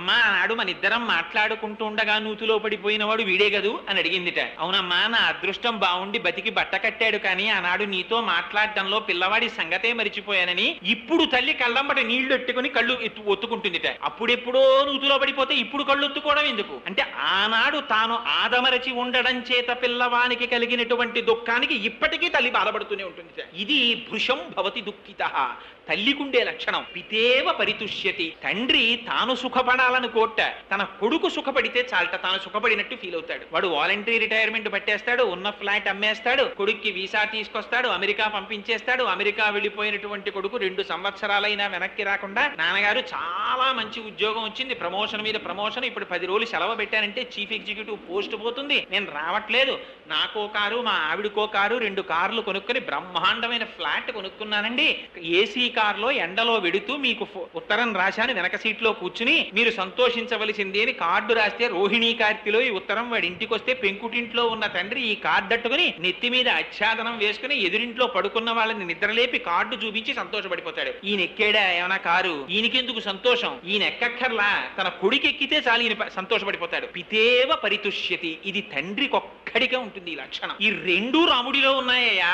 వ్యసనేషు మనుష్యాణం భృశం భవతి దుఃఖితః ఉత్సవేషు చ సర్వేషు పితేవ పరితుష్యతి. అందుకని అటువంటి వాడు రాముడు కనుక మాకు రాముడు యువరాజుగా కావాలన్నారు. దశరథ మహారాజు గారు పిలిచి అన్నాడు, రేపు పొద్దున్న నీకు యవరాజ్య పట్టాభిషేకం చేస్తాను రామా, కానీ ఈ విషయం భరతుడికి తెలియకూడదు, ఆయన వచ్చే లోపలే నీకు అయిపోవాలన్నాడు. ఏం నాన్నగారు ఎందుకలాగా అని రాముడు అడగలేదు. తండ్రి నిర్ణయించాడు అంతే. ఇంకొక విషయం, ఈ విషయం మీ మామగారికి చెప్పకు సుమా అన్నాడు. ఏమంటే మా మామగారికి తెలిస్తే ఏమవుతుంది నాన్నగారు అని రాముడు అడగలేదు. తండ్రి గారు నిర్ణయించారు, తనకి శిరోధార్యం అంతే. ఎప్పుడు చెప్పాడు ఈ మాట? పితుర్వచన నిర్దేశాత్ పితుర్వచన కారణాత్. తండ్రి ఏం చెప్తే అది చేయడానికి కొడుకు అంతే రాముడి దృష్టిలో. ఆయన అడగలేదు. రాత్రి ఉపవాసం చేసి రేపు పొద్దున్న రా అన్నాడు. రాత్రి వెళ్ళాడు, భార్యతో కలిసి ఉపవాసం చేసి పూజా మందిరంలో పడుకున్నాడు. మరునాడు ఉదయం లేచాడు. రామాయణం ఎంత ధర్మం అంటే, శుభకార్యం మీద భర్త వెడుతుంటే భార్య భర్తతో పాటు గడప దాటి బయటికి వచ్చి సాగనంపకూడదు, ఆ కార్యం నెరవేరదు, శుభకార్యం. అందుకని సీతమ్మ తల్లి గడప దాటి బయటికి రాకుండా గడప లోపల ఉండి రాముణ్ణి సాగనంపింది. సాగనంపితే రామచంద్రమూర్తి వచ్చారు. మొదలు నరికేసిన చెట్టులా పడిపోయి ఉన్నాడు హంసతులికా తల్పం మీద దశరథ మహారాజు గారు. కైకేయి ఒక్కతే కూర్చుని ఉంది. అమ్మా నాన్నగారు యవ్వరాజ్య పట్టాభిషేకం చేస్తానన్నారు, తండ్రి గారికి నమస్కారం చెయ్యాలనుకుంటున్నారు, ఏరమ్మా అని అడిగింది. అడిగితే ఆవిడంది, లేదోయ్ రాత్రి 2 వరాలు అడిగాను మీ నాన్నగారిని, ఆ వరాలు విన్నప్పటి నుంచి ఇలా పడిపోయాడు మీ నాయన. ఏమడిగావమ్మా అన్నాడు రాముడు. నవపంచ వర్షాణి దండకారణ్యమాశ్రిత చీరాజన జటాధారి రామో భవతు తాపసః అభిషేక సమారంభో రాఘవస్యోపకల్ప్యతాం అనేనైవాభిషేకేనా భరతో విభిషిచ్యతాం. 14 సంవత్సరాలు నువ్వు నారచీరలు కట్టుకుని పాదుకలు కూడా లేకుండా పల్లేరుకాయలు ఉన్నటువంటి దండకారణ్యంలో కాలినడకన 14 సంవత్సరాలు వైఖానస వృత్తిలో జీవితాన్ని గడపాలి. ఇదే ముహూర్తానికి మీ తమ్ముడు భరతుడికి పట్టాభిషేకం జరగాలి. ఈ 2 వరాలు కోరుకున్నానన్నాడు. మీరు ఒక్కసారి ఆలోచించండి, యవ్వరాజ్య పట్టాభిషేకం చేస్తారని మనసులో అనుకున్నటువంటి వ్యక్తి తండ్రి దగ్గరికి వెళ్ళినప్పుడు తల్లి ఇటువంటి మాట మాట్లాడితే ఇంకొకడైతే ఏమైపోతాడు? మళ్ళీ కళ్ళు తెరిచి చూసేటప్పటికి ఇంటెన్సివ్ కేర్ యూనిట్ హే విద్ధిమాం ఋషిభిః తుల్యం కేవలం ధర్మమాస్థితం. అంతే రాముడు అన్నది. అమ్మా నన్ను ఇంతేనా అమ్మా నీకు తెలుసున్నది? మా అమ్మ కౌసల్య నన్ను ఎలా పెంచిందో నువ్వు అలా పెంచావు కదమ్మా, నాకేం కావాలి? నేను ఋషి లాంటివాణ్ణి, నాకు నాన్నగారి మాట నెరవేర్చడం ఒకటే కావాలి. నాన్నగారు రాజ్యం పట్టం కట్టుకోమంటే నిన్నటి రోజున ఎందుకని నేను అడగలేదు. ఇవాళ నాన్నగారు అరణ్యవాసం చేయమంటే అలాగే వెళ్ళిపోతాను, చాలా సంతోషంగా వెళ్ళిపోతాను. ఒక్కసారి మా అమ్మకి నమస్కారం చేసి వెళ్ళిపోతాను. కానీ అమ్మా నేను ఒక్క విషయం అడుగుతున్నాను, ఏమనుకోకు. నన్ను 14 ఏళ్ళు అరణ్యవాసానికి పంపించడానికి, భరతుడికి పట్టాభిషేకం చెయ్యడానికి నాన్నగారిని నువ్వు 2 వరాలు అడిగావా? ఎందుకమ్మా అడగడం? నువ్వు పిలిచి రామా 14 ఏళ్ళు అరణ్యవాసానికి వెళ్ళిపో అంటే నేను వెళ్ళిపోనమ్మా, దీనికి 2 వరాలు అడగడం ఎందుకమ్మా? ఇప్పుడే బయలుదేరుతున్నాను, కానీ అమ్మ ఒక్కసారి నాన్నగారి కాళ్ళకి నీ కాళ్ళకి నమస్కారం చేస్తానమ్మా అన్నాడు. అని నాన్నగారు ఏమమ్మా మాట్లాడకుండా అలా ఉన్నారు, నా వల్ల ఏమన్నా తప్పు జరిగిందా? ఇది రాముడి ప్రవర్తన అంటే. ఎవరు మాట్లాడగలరండి ఇలా రాముడిలా? అంటే కైకమ్మంది, నువ్వు మీ నాన్న నాకు ఇచ్చిన వరాలు నువ్వు నిలబెట్టాలి కదా, నువ్వు అరణ్యవాసానికి వెడతావో వెళ్ళవో అని మీ నాన్న బెంగబెట్టుకున్నారు, నువ్వు వెడితే తప్ప ఆయన స్నానం చెయ్యరట, అన్నం ముట్టరట. ఎంత మాట అన్నావమ్మా, ఇప్పుడే వెళ్ళిపోతున్నానన్నాడు. కౌసల్యామాత దగ్గరికి వెళ్ళారు. వెళ్ళి ఆవిడ పాదాలకి నమస్కారం చేసి, అమ్మా పితృవాక్య పరిపాలనార్థం 14 సంవత్సరములు అరణ్యవాసానికి వెళ్ళిపోతున్నానన్నారు. ఆవిడంది, మీ నాన్నకి 60,000 సంవత్సరముల వయస్సు వచ్చిన తరువాత యవ్వనంలో ఉన్న కైకని తెచ్చి అంతఃపురంలో పెట్టి పట్టమహిషి దగ్గరికి రావడమే మానేశాడురా. ధర్మాత్ముడైన కొడుకువి నువ్వు పుట్టావని సంతోషిస్తున్నాను. నువ్వు అరణ్యవాసానికి వెళ్ళిపోయిన తరువాత ఇక్కడ మీ నాన్న వల్ల సుఖం లేదు. కొడుక అరణ్యవాసానికి వెళ్ళిపోయాడు, నన్ను చూసేవాడెవరుంటాడు? భరతుడు యువరాజు అయితే, అందుకని నీతో అరణ్యవాసానికి వచ్చేస్తాను, తీసుకెళ్ళమంది. రాముడి ధర్మం చూడండి. రాముడు అన్నాడు, ఎంత మాట అన్నావమ్మా, భర్తుక్కిల పరిత్యాగో నృశంసః కేవలం స్త్రియాః సభవత్య నకర్తవ్యం మనసాపి విగర్హితం. ఏ స్త్రీ భర్తని విడిచిపెట్టేస్తానన్న మాట నోటితో అన్నదో ఆ స్త్రీ ముఖం కూడా చూడకూడదు, సమస్త పుణ్యరాశి పోతుంది. ఏ కారణం చేత కూడా భర్తని విడిచిపెడతానన్న భార్య అసలు స్త్రీయే కాదు. అటువంటి స్త్రీ ముఖం చూడకూడదు. నువ్వు ఈ మాట అనకూడదు, నేను వినకూడదు. నీకు నాకు కూడా దశరథ మహారాజు గారే సమస్త కాలముల యందు ప్రభు. నువ్వు ఆయనని సేవించు, నాతో రావడానికి వీల్లేదన్నారు. ఆశ్చర్యపోయింది కౌసల్యాదేవి. యన్మంగళం సహస్రాక్షే సర్వదేవ నమస్కృతే వృత్రనాశే సమభవత్తత్తే భవతు మంగళం అని మంగళాశాసనం చేసి పంపించింది. లక్ష్మణమూర్తికి ఎక్కడ లేనటువంటి ఆవేశం వచ్చింది. ఆవేశం వచ్చి అన్నగారి దగ్గరికి వెళ్ళి అన్నాడు, అన్నయ్య చేతకాని వాళ్ళ ధర్మం పాటిస్తున్నానన్న భ్రాంతికి లోనైపోయావన్నయ్య. పెద్ద కుమారుడికి రాజ్యాన్ని స్వీకరించేటటువంటి అధికారం ఉంది. నాన్నగారెవరన్నయ్య? యవ్వనంలో ఉన్న స్త్రీని తెచ్చి భార్యగా చేసుకుని ఆవిడికి పుట్టిన కొడుకుని తన సొంత సొమ్ము ఇచ్చినట్టు రాజ్యం ఇస్తాడా? నాన్నగారెవరు రాజ్యం ఇవ్వడానికి? నువ్వు ఒక్కసారి నీ కనుసైగ చెయ్యి, నా ధనస్సుకి సంధించినటువంటి బాణ పరంపర చేత ఈ కోసల రాజ్యాన్ని కాల్చి దశరథ మహారాజు గారిని ఖైదు చేసి నిన్ను ఇదే ముహూర్తానికి పట్టాభిషిక్తుడిని చేస్తానన్నాడు. గురోరప్యవలిప్తస్యా కార్యాకార్యమజానతః ఉత్పదం ప్రతిపన్నస్యా కార్యం భవతి శాసనం. వాడు పెద్దవాడవచ్చు, అన్నవచ్చు, తండ్రవచ్చు. ధర్మం తప్పిన తర్వాత వాడేం పెద్దవాడు? అనుజ్ఞయి అన్నయ్య, ఇప్పుడే బంధిస్తానన్నాడు. రాముడు ఏమన్నాడో తెలుసా అండి? ఎంత మాట అన్నావు లక్ష్మణ? అసంకల్పితమేవేహాయతకస్మాత్ ప్రవర్తతే నివర్త్యారంభమారబ్ధం నమ దైవస్య కర్మతత్. ఇది రాముడి ధర్మం అంటే. ఆయన ఎప్పుడూ ధర్మమే ఆయనకి కావలసింది. ఏరా, నిన్న రాత్రి పిలిచి పట్టాభిషేకం చేసుకోమంటే నాన్నగారా? ఇవాళ పిలిచి అరణ్యవాసం చేయమంటే నాన్నగారు కాదా? రాజ్యం ఇస్తే నాన్నగారు, రాజ్యం ఇవ్వకపోతే నాన్నగారు కాదు. నేర్పాడండి జాతికి రామచంద్రమూర్తి. తండ్రి ఉండగా నాన్నగారు ఇల్లు ఎన్ని వాటాలు వేస్తారండి? మీకు వాటా ఎందుకు? నలుగురి దగ్గర 4 నెలలుంటే మీ జీవితం వెళ్ళిపోదా? 2 స్ట్రోక్స్ ఇప్పటికే వచ్చే ఏం ఉండిపోతారా ఉట్టి కట్టుకుని అని అడిగేటటువంటి పిల్లలు పుట్టిన దేశంలో ఎలా బ్రతకాలో, తండ్రితో ఎలా మాట్లాడాలో, తమ్ముడికి ఎలా నచ్చ చెప్పాలో నేర్పాడు రామచంద్రమూర్తి. ధర్మానికి కట్టుబడి. అందుకే రామాయణం కల్పిత గాథ కాదు. రామాయణం ఎంతకాలం బ్రతికుంటుందో అంతకాలమే మానవత్వం బ్రతికుంటుంది. రామాయణం అక్కర్లేదన్ననాడు మానవత్వం అక్కర్లేదు, పోతుంది మానవత్వం. అది రాముడు చెప్పిన మాట. నిన్నను రాజ్యం ఇస్తానన్నవాడు తండ్రే, ఇవాళ అరణ్యవాసం చెయ్యమన్నవాడు తండ్రే. అందుకని నాకు కావలసింది పితృవాక్య పరిపాలనం తప్ప నా సుఖమా కాదా అన్నది నాకు అక్కర్లేదు, నేను అరణ్యవాసానికి వెళ్ళిపోతానన్నాడు. భార్య దగ్గరికి వెళ్ళాడు. సీతమ్మ తల్లండి. అంత రాముడు కూడా సీతమ్మకి చెప్పవలసి వస్తే కుంగిపోయాట. భార్య కదా. సీత కొంచెం బాధ వచ్చింది, 14 ఏళ్ళు అరణ్యవాసం చెయ్యాలి, బయలుదేరుతున్నానన్నాడు. అంటే సీతమ్మంది, ఏమిటి దానికి అంత బాధపడుతున్నారు ఎందుకంటే? వెడుతున్నానంటున్నారేమిటి? వెడుతున్నామనండి, నేను వస్తున్నానండి. అంటే ఆయన అన్నాడు, అదేమిటి నువ్వెక్కడి నుంచి వస్తావు, నువ్వెందుకు వస్తావు? నువ్వు రావడానికి వీల్లేదు, మా నాన్నగారు నన్ను అరణ్యవాసం చేయమన్నారు కానీ నిన్న అరణ్యవాసం చేయమని లేదన్నారు. అంటే రాముడి ధర్మం చూడండి, నిజంగా చదవాలి అయోధ్యకాండ. ఒకసారి అయోధ్యకాండ చదివినా విన్నా ఆశ్చర్యంగా ఉంటుంది. నేను టైం లేదని కుదించేస్తున్నాను కానీ నిజానికి చాలా బాధతో అసలు నిజంగా ఏమి సంవాదం జరుగుతుందండి సీతారాముల మధ్య. నువ్వు రావద్దన్నాడు. అంటే ఆవిడంది, ఎందుకు రాకూడదని? భర్త భార్యని సుఖపెట్టాలి తప్ప కష్టపెట్టకూడదు. ఇక్కడుంటే సుఖపడతావు, అక్కడికి వస్తే కష్టపడతావు అంది. అంటే ఆవిడంది, ఏం కష్టం ఉంటుంది అక్కడ? పాములు పాకుతాయి, దోమలు కుడతాయి, క్రూర మృగాలు అరుస్తాయి, చెట్టు చామల కింద పడుకోవాలి అని అన్నీ చెప్తే ఆవిడంది, ముళ్ళు ఉంటాయండి అని. రాముడంటే సీతమ్మంది, మీరు 14 సంవత్సరములు పాదుకలు లేకుండా నడుస్తారు కదా, గురువులకి దర్భలు తీసుకెళ్లేటప్పుడు శిష్యులు మొదలు వరకు కోసేస్తారు కదా, ఆ ముళ్ళిలా పైకి లేచి ఉంటాయి. పాదుకలు లేకుండా మీరు కాలు పెట్టినప్పుడు అవి మీ కాళ్లలో గుచ్చుకుని రక్తం కారుతుందేమో. అగ్రతస్తే గమిష్యామి మృద్నంతి కుశకంటకాన్. అందుకని నేను ముందెడతాను, ఆ దర్భల్ని తొక్కుతాను, అవి మెత్తపడ్డాక మీరు నడుతురు గాని ఆ శుశ్రూష చెయ్యలేనప్పుడు నేనెందుకు? సాధారణంగా అక్కడ చాలా కష్టం ఉంటుంది. అంటే మీరు వెళ్ళిరండి అన్నది కాదు భార్య. భార్య అంటే ఎలా ఉండాలో ధర్మం నేర్పిందండి మహాతల్లి. మా పుట్టింట్లో ఇలాంటి అలవాటు లేదండి, వీళ్ళింట్లో అంతే అన్నది భార్య. మెట్టినింటి పేరే స్మరించినది పతివ్రత మహాభాగా ఛాయేవాను గతా సదా. వాడి దౌర్భాగ్యం అన్నమాట అటువంటి భార్య దొరికిందంటే. మీరు ఉత్తమ వంశ సంజాతులో కాదో నిర్ణయింపబడేది మీ ప్రవర్తన చేత. మీ అత్తగారిని, మీ మామగారిని, మీ అత్తవారి ఇంటిని, మీ భర్తని, మీ బావమరుదుల్ని, మీ మరుదుల్ని తలుచుకున్నది భార్య. అస్తమానం పుట్టింటి వైభవాన్ని మరిచిపోమని ఎక్కడా చెప్పలేదు. తండ్రిని, పుట్టింటి వైభవాన్ని గుర్తుపెట్టుకోవలసిందే. కానీ మాట్లాడినప్పుడల్లా వీళ్ళకి ఇదే అలవాటండి, మా ఇళ్లలో అలవాటు లేదు ఇది అంటారు కొందరు. అది వాడి దౌర్భాగ్యాన్ని సూచిస్తుంది. సీతమ్మ నేర్పింది, అలా మాట్లాడకండి అని నేర్పింది ఆవిడ. అగ్రదస్తే గమిష్యామి మృద్నంతి తంతి కుశకంటకాన్. ఆవిడంది, నువ్వుండగా నాకు కష్టమేమిటి రామా అసలు? నా తంత్రి వజ్జతే వీణ నా చక్రే వర్తతే రథః నాపతి సుఖమే దేతా యస్యాతపి శతాత్మజ. ఇక్కడ దశరథుడున్నాడు, లక్ష్మణుడున్నాడు, భరతుడున్నాడు, శత్రుఘ్నుడున్నాడు, వాళ్ళందరూ రక్షిస్తారు, నువ్వు ఇక్కడుండి నీకు ఇక్కడ సుఖం ఉంటుందంటే ఏమిటయా? నా తంత్రి వజ్జతే వీణ, వీణ తీగ గోటి చేత కొట్టబడి దెబ్బతిని మోగుతుంది. వీణ తీగ మోగుతోందంటారా, వీణ మోగుతోందంటారా? రథచక్రం రహదారి మీద నడిచేటప్పుడు గోతుల్లో పడి దెబ్బలు తిని నడుస్తుంది. రథచక్రాలు నడుస్తున్నాయంటారా, రథం నడుస్తోందంటారా?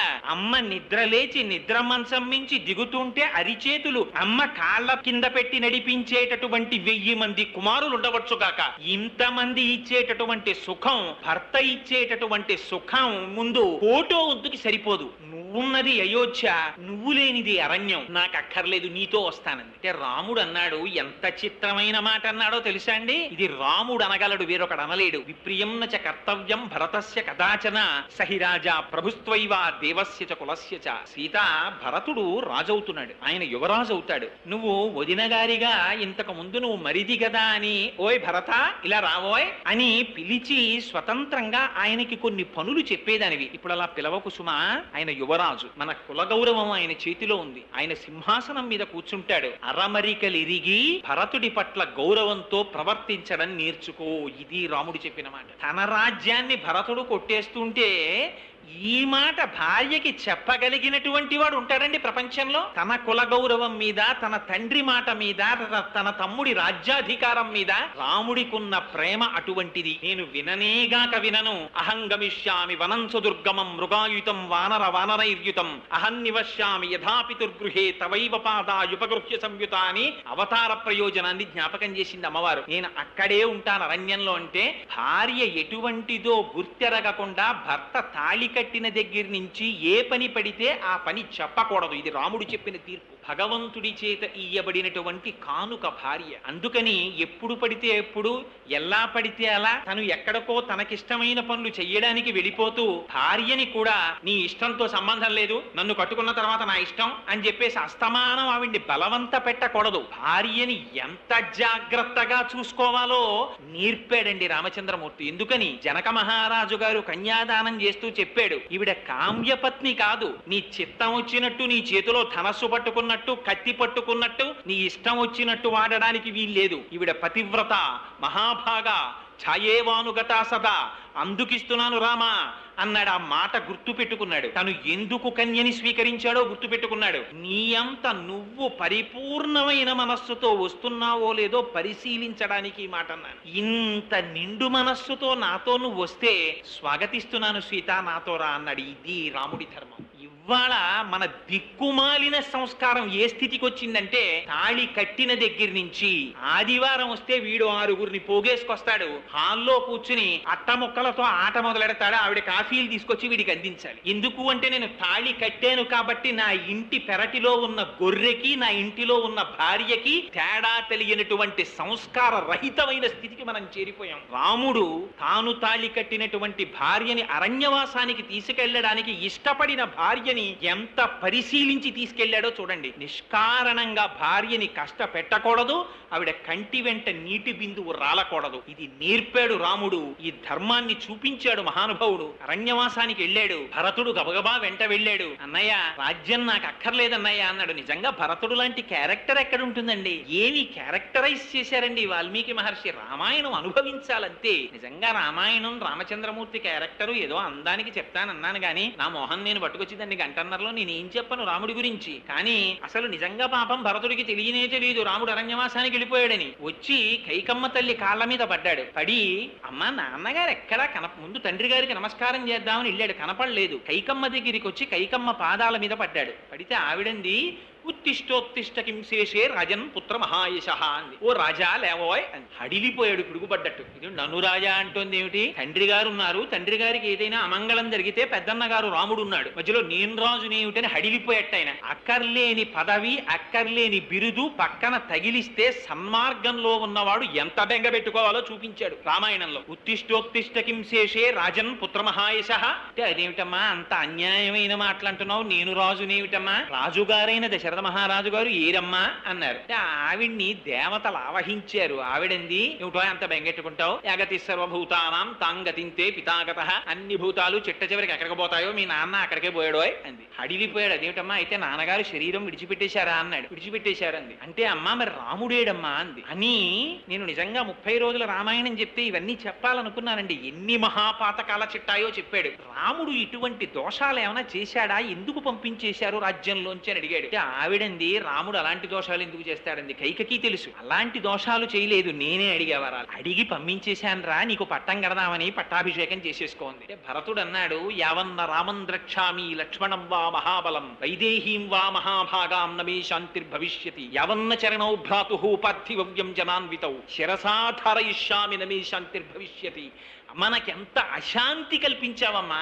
సీతారాములు లక్ష్మణుడితో కలిసి ఉన్నారు. ఇప్పుడు ఆ లక్ష్మణుడితో కలిసి ఉన్న సీతారాముల దర్శనం చేసినాడు, నా బతుక్కి శాంతి. లక్ష్మణుడు వెళ్ళాడమ్మా, నాకన్నా వెనక పుట్టినవాడు, నేను రాముడి రాజ్యం పుచ్చుకున్నానా, ఎంత దౌర్భాగ్యుండమ్మా నేను, ఎంత అపనిందన మీద పారేశావమ్మా. భరించేవాడు భరతుడయ్యాడు. ఆఖరికి ఆ రామచంద్రమూర్తిది సీతమ్మ తల్లిది రజస్సు తీసి నా శిరస్సు మీద చల్లుకుంటే కానీ నాకు శాంతి లేని స్థితి తెచ్చావమ్మా. నాకు అక్కర్లేదు ఈ రాజ్యం, ఇప్పుడే వెళ్ళిపోతున్నారు అరణ్యానికి అన్నాడు. అని వెళ్ళి అన్నగారి పాదములు పట్టుకుని అలోమని ఏడిచాడు. రాముడు ఎదురొస్తుంటే లక్ష్మణుడు చూశాడు. కాళధ్వజం కలిగినటువంటి సైన్యం వస్తోంది. అన్నయ్య ఏదో కోలాహలం వినపడుతోంది, శత్రువులు వస్తున్నారేమో, చెట్టెక్కి చూడనా అన్నాడు. చూడబోయ్ అన్నాడు రాముడు. ఆయన నిత్యాగ్నిహోత్రీకుడు, పర్ణశాలలో అగ్నిహోత్రం చేసేవారు రామచంద్రమూర్తి. చెట్టెక్కి చూశాడు, కాళధ్వజం కనపడింది. అన్నయ్య వచ్చేస్తున్నాడు, సీతమ్మ తల్లి లోపలికి పంపించేసి గబగబా మన అస్త్రశస్త్రాలని బయట పట్టుకొచ్చేయన్నాడు. ఏమైందిరా, ఎందుకు తొందర అన్నాడు రాముడు. అంటే అన్నయ్య వచ్చేస్తున్నాడు, భరతుడు సైన్యం అంతటితో వచ్చేస్తున్నాడు, బహుశః మన్ని నిర్జించడానికే వస్తున్నాడన్నయ్య,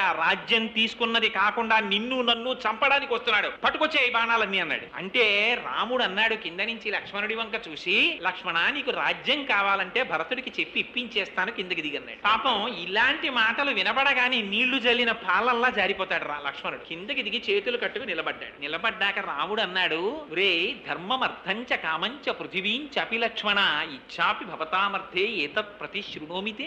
ఏమి మాటండి ఈ శ్లోకాలు, పటాల మీద రాసి ఇళ్లల్లో పెట్టుకోవలసిన పటాలు. ఇవాళ తమ్ముడికి ఉంచకుండా తినేసే అన్నయ్య, అన్నయ్యకి లేకుండా తినేసే చెల్లెలు. పూర్వం ఒక చిన్న మధుర పదార్థం తీసుకొస్తే ఇంటికి తల్లిలో మాట చెప్పేది, మీ తమ్ముడికి కొంచెం ముక్క గిన్నెలో పెట్టి నువ్వు తిననేది. పంచుకు తినడం చిన్నప్పటి నుంచి నేర్పేవారు. అన్నయ్య రాకుండా నేను తినేనా అమ్మా అంటే, వాడు వస్తే నీకు ఉంచడేవు, నువ్వు తినేయి అన్న. ఇప్పుడు తల్లిదండ్రులు నేర్పుతున్నారు. మన జాతి దౌర్భాగ్యం అలా వచ్చింది. కానీ రాముడు ఏమన్నాడో తెలుసా అండి, ధర్మమర్థంచ కామంచ పృథివీంచాపి లక్ష్మణ చాపి భవతామర్థే ఏతత్ ప్రతిశృణోమితే. లక్ష్మణ నాకు ధర్మం కాని అర్థం కాని కామం కాని ఈ మూడు నేను అనుభవిస్తే ఎప్పుడు అనుభవిస్తానో తెలుసా, నా తమ్ముళ్ళు కూడా అలా అనుభవిస్తే నేను అనుభవిస్తాను. నా తమ్ముళ్ళకక్కర్లేని సుఖం నాకు అక్కర్లేదు, వాళ్ళకి లేని సుఖం నేను పొందను. అందుకని భరతుడు నిజంగా అలాంటి వాడు అనుకుంటున్నావా, వచ్చాక చూపిస్తాను, నువ్వు ఏమడిగితే అది తృణప్రాయంగా వదిలేస్తాడు భరతుడు. ఇది రాముడికి ఉన్నటువంటి అవగాహన, ఇది రాముడి ధర్మం. భరతుడు వచ్చాడు, వచ్చి రాముడి కాళ్ల మీద పడి అన్నాడు, అన్నయ్య మన నాన్నగారు చచ్చిపోయారు అన్నయ్య అన్నాడు. అప్పటి వరకు తెలియదు రామచంద్రమూర్తికి తండ్రి చచ్చిపోయాడని. గబగబా రాముడు పరిగెత్తుకుంటూ పర్ణశాలలోకి వెళ్ళన్నాడు. సీతామృతస్తే శ్వశురః పితాహీనోసి లక్ష్మణ అన్నాడు. సీత నీకు మామగారు చచ్చిపోయారు, లక్ష్మణ నీకు నాన్నగారు చచ్చిపోయారు అన్నాడు. ఏమిటి ఆ మాట, సీత మా నాన్నగారు పోయారంటే సరిపోదా, సీత మీ మామగారు పోయారు, లక్ష్మణ మీ నాన్నగారు పోయారు ఏమిటంటే ఈయనకి నాన్నగారు కాదా, మరి ఆ మాట అన్నవెందుకు. రాముడు మాట మాట్లాడితే అంత గొప్పగా ఉంటుంది. సీతమ్మ నీకు పోయారు మామగారు అన్నారు. మామగారి లాంటి వ్యక్తి జీవితంలో ఇహ దొరకడండి. అలా ఉండాలి మామగారి పోస్ట్ అంటే. అందుకని చూపించాడు రాముడు. దశరథ మహారాజు గారు అరణ్యవాసానికి రాముడు బయలుదేరేటప్పుడు సీతమ్మ తల్లి 14 సంవత్సరములు కట్టిన పట్టు చీర కట్టకుండా కట్టుకుంటే ఎన్ని చీరలు కట్టుకోవలసి ఉంటుందో లెక్క పెట్టి కోశాగారం నుంచి అన్ని పట్టు చీరలు కావిళ్ళకెత్తితే లక్ష్మణుడు మోసి పట్టుకెళ్ళాడు. పెట్టుకున్న నగ పెట్టుకోకుండా పెట్టుకోవడానికి 7 వారాల నగలిచ్చి పంపించాడు. కోడల్ని చూసుకుని మామగారు మురిసిపోతాట, నా కొడుక్కి క్షేత్రం అయింది, తన ఇంటి పేరు వదిలింది, తన వంశాన్ని వదిలింది, తన గోత్రాన్ని వదిలింది, నా వంశాన్ని ఉద్ధరించిందని. అటువంటి మామగారు లాంటి వ్యక్తి ఇహ వేరొకడు ఉండడు. అందుకని సీత నీకు మామగారు పోయారు, లక్ష్మణ తండ్రి ఎంత కష్టమైనా తాను భరించి కొడుకుని రక్షించుకుంటాడు, అట్లాంటి తండ్రి నీకు పోయాడు. కానీ నాకు తండ్రి పోయాడని నేను ఎందుకననో తెలుసా? నాకన్నా చిన్నవాడివి, తండ్రి పోతే నీకు నేను తండ్రిగా నిలబడాలి. కానీ తండ్రి దూరంగా ఉంటే అవసరం లేని అరణ్యవాసాన్ని నెత్తికెత్తుకుని తండ్రిలా నన్ను నువ్వు కాపాడావు. కానీ పెద్దవాడిని నేను నిన్ను తండ్రిలా కాపాడలేకపోయాను. అందుకని నాకు ఆ తండ్రి పోయిన తండ్రి రూపంలో లక్ష్మణుడు ఉన్నాడు. కానీ లక్ష్మణుడికి అన్నగారి రూపంలో తండ్రిగా నేను ఉండలేకపోయాను, నేను రక్షించలేకపోయాను. అందుకని లక్ష్మణుడికి తండ్రి లేడు, సీతమ్మకి మామ లేడు, నేను తండ్రి పోయాడని అనను అని ఊరుకున్నాడు. ఇది రాముడి సౌజన్యం. ఎవరు మాట్లాడగలడండి రాముడిలా? అంతటి మహానుభావుడు. భరతుడు వచ్చి అడిగాడు, రామా తీసేసుకో రాజ్యాన్ని, ఇది సంతత మామికా మాత దత్తం రాజ్యమిదం మమ తద్దదామి తవైవాహం భుంచువ రాజ్యం అకంటకం. ఏ కైకమ్మ కోరుకుందో ఆ కైకమ్మ చెప్పింది తీసేసుకోమని. కౌసల్య చెప్పింది, సుమిత్ర చెప్పింది, వశిష్ఠుడు చెప్పాడు, జాబాలి చెప్పాడు, కాశ్యపుడు చెప్పాడు, ఇంతమంది మహర్షులు చెప్పారు. చెబితే రాముడు అన్నాడు, మీ అందరికీ ఇచ్చిన మాట కాదది, మా తండ్రి గారికి ఇచ్చాను మాట. ఏమని? నాన్నగారు 14 సంవత్సరములు అరణ్యవాసం చేస్తానని చెప్పాను. మా నాన్నగారు ఎవరికి ఇచ్చారు మాట? కైకమ్మకి ఇచ్చారు 2 వరాలు. ఇప్పుడు నేను రాజ్యానికి వస్తే ఎవరు సత్యభ్రష్టుడవుతాడు? మా నాన్నగారు సత్యభ్రష్టుడవుతాడు. అందుకని తండ్రిని సత్యభ్రష్టుణ్ణి చేసిన కొడుకు ఒక కొడుక. సత్యమేవేశ్వరో లోకే సత్యం పద్మాశ్రితా సదా సత్యమూలాని సర్వాణి సత్యాన్నాస్తి పరమం పదం. నేను రానన్నాడు. జాబాలి నాస్తికవాదం చెప్పాడు. ఏమిటో మా నాన్నకిచ్చిన మాట అంటా ఏమిటి? చూడా, ఇవన్నీ తినమరిగిన వాళ్ళు చెప్పినటువంటి మాటలరా. తద్దినం పెడితే ఆ లోకంలో ఉన్న మీ నాన్నగారి కడుపు నిండిందా? మీ నాన్నగారు అనకాపల్లి ఎడితే ఇక్కడ పిలిచి బ్రాహ్మడికి భోజనం పెట్టు, మీ నాన్నని భోజనం చేయొద్దని కడుపు నిండుతుందేమో. ఇక్కడ అనకాపల్లిలో ఉన్నవాడికి కడుపు నిండలేదు కానీ పితృలోకాల్లో ఉన్నవాడికి కడుపు నిండిందా ఇక్కడ బ్రాహ్మడు భోజనం చేస్తే? ఏదో వాళ్ళు ఇవన్నీ పెట్టారు, ఉట్టి మాటలు నమ్మక రామా అన్నాడు. పితృలోకం ఏమిటి, దశరథుడు ఏమిటి, తండ్రి ఏమిటి? ఏదో ఆయనకి మీ అమ్మాయితో కామం కలిగింది, వీర్యాన్ని నిక్షేపించాడు, నువ్వు పుట్టావు. ఇప్పుడు తండ్రి తండ్రి తండ్రి తండ్రి నిన్ను కందామని మీ అమ్మతో ఏం సంగమించాడు ఏమిటి ఆయన? అందుకని ఇలాంటి పిచ్చి పెట్టుకోకు, రాజ్యం పుచ్చుకో అన్నాడు. అంటే ప్రియమైన భక్తులారా, ముందస్తుగా మీ అందరికీ హృదయపూర్వక శ్రీరామనవమి శుభాకాంక్షలు. ఒక్క క్షణం మీ మనసును ప్రశాంతంగా ఉంచండి. మన జీవితాన్ని ఒక్కసారి వెనక్కి చూసి ఆలోచించండి. మనకు ఎన్నో కోరికలు ఉంటాయి, ఎన్నో ఆశలు ఉంటాయి, కాని ఎందుకో మనసులో శాంతి ఉండదు. అలాంటి సమయంలో మనకు మార్గం చూపేది ఎవరు? మన జీవితాన్ని సరిదిద్దేది ఏమిటి?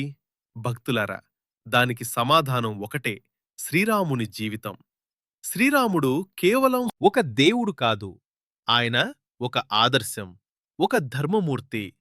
తండ్రి మాట కోసం రాజ్యాన్ని వదిలినవాడు, భార్య కోసం అరణ్యంలో తిరిగినవాడు, ప్రజల కోసం తన సుఖాలను త్యజించినవాడు, ఎంతటి కష్టాలు వచ్చినా ఎప్పుడూ సత్యాన్ని వదలనివాడు. అతనే శ్రీరాముడు. భక్తులారా, మన జీవితంలో చిన్న సమస్య వచ్చినా మనం దిగులు పడతాం. కాని శ్రీరాముడు జీవితంలో వచ్చిన పెద్ద పెద్ద పరీక్షలను ధైర్యంగా ఎదుర్కొన్నాడు. అది మనకు చెప్పే గొప్ప పాఠం ఏమిటంటే, పరిస్థితులు ఎలా ఉన్నా మనం ధర్మాన్ని వదలకూడదు. ఈ పవిత్రమైన శ్రీరామ నవమి మన జీవితంలోకి రాబోతోంది.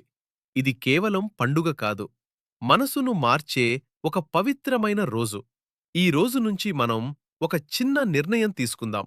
ప్రతి ఉదయం లేవగానే శ్రీరామ్ జయరామ్ జయ జయరామ్ అని జపించండి. మన మాటల్లో నిజాయితీ ఉండాలి, మన పనుల్లో నిష్కలంకత ఉండాలి, మన హృదయంలో కరుణ ఉండాలి.